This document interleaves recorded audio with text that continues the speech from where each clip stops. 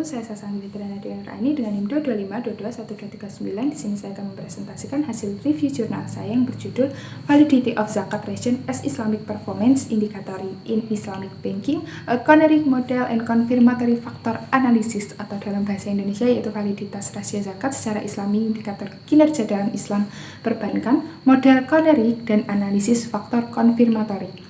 Dengan tahun jurnal ini yaitu publish tahun 2021 dan penulis jurnalnya yaitu Najib Mansur Nomran dan Razali Harun. Dengan akreditasi dari jurnal ini yaitu kuartil 3, dan latar belakang dari jurnal ini membahas mengenai perbedaan mendasar antara bank-bank Islam atau IPS dan bank-bank konvensional atau CBS, di mana IPS beroperasi berdasarkan prinsip-prinsip syariah sehingga ukuran kinerja konvensional tidak sesuai untuk mereka.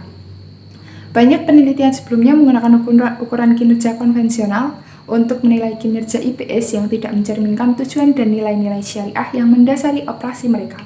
Dalam konteks ini, penting untuk mengembangkan indikator kinerja Islam atau ISPER yang dapat menilai kinerja IPS dengan cara yang sesuai dengan prinsip syariah.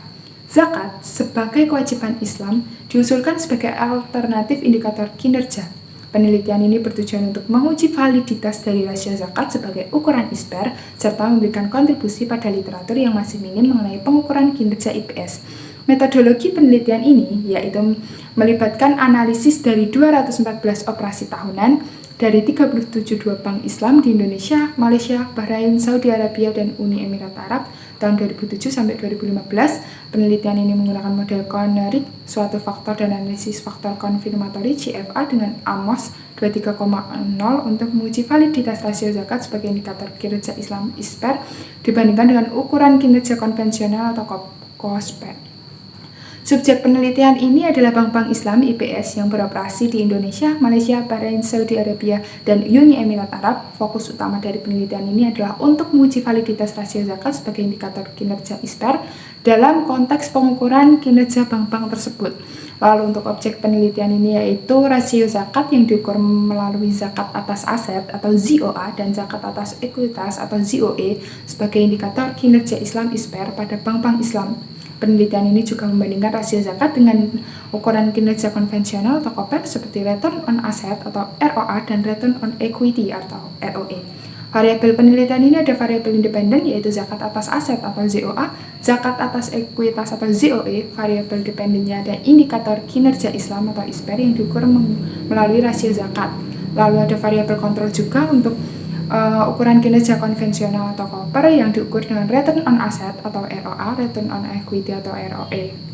Lalu untuk hasil penelitian ini menunjukkan bahwa rasio zakat baik zakat atas aset ZOA ataupun zakat atas ekuitas ZOE valid sebagai indikator kinerja Islam atau ISPER untuk bank-bank Islam. Rasio zakat dapat digunakan untuk menilai kinerja bank-bank tersebut sesuai dengan prinsip syariah.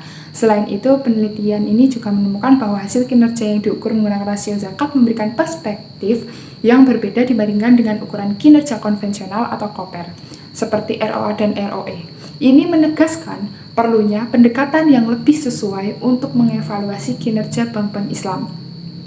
Ada kelebihan dan kekurangan, yaitu kelebihannya penelitian dalam jurnal tersebut itu meliputi inovasi metodologis, di mana analisis faktor konfirmatori CFA digunakan untuk menguji validitas rasio zakat sebagai indikator kinerja atau Islam ISPER, memberikan pendekatan yang lebih mendalam. Penelitian ini juga memiliki relevansi praktis karena berkontribusi pada pengembangan ukuran kinerja yang sesuai dengan prinsip syariah yang sangat penting bagi industri perbankan Islam. Selain itu, penggunaan 214 observasi dari 37 bank Islam di berbagai negara meningkatkan keandalan dan validitas dari hasil.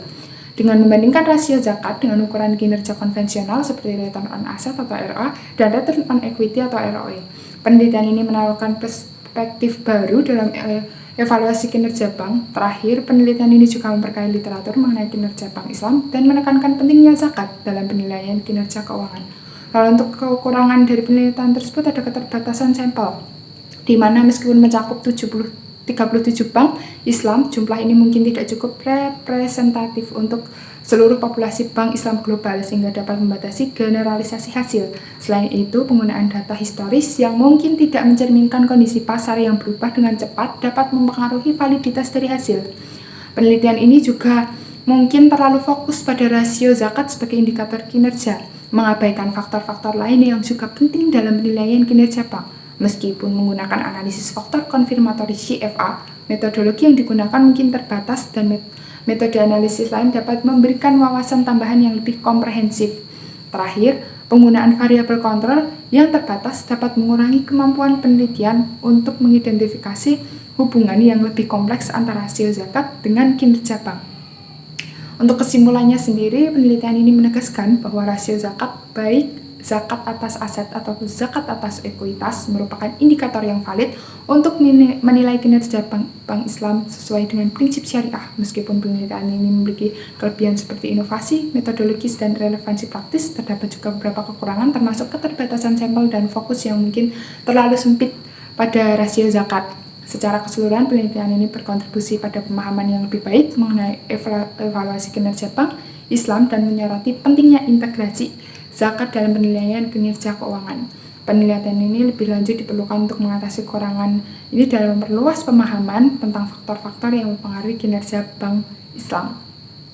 Sekian mungkin yang dapat saya sampaikan.